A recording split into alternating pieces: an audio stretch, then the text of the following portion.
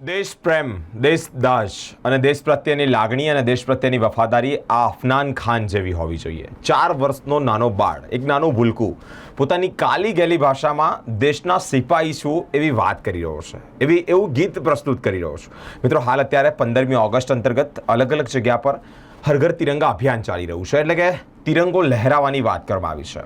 અફનાન ખાન જે 4 વર્ષનો છે, મિત્રો, તેનામાં જોઈને આપણે પ્રેરણા મળે છે કે આવી જ રીતે આપણે પણ દેશદાઝ અને દેશપ્રેમ બતાવવાની જરૂર છે.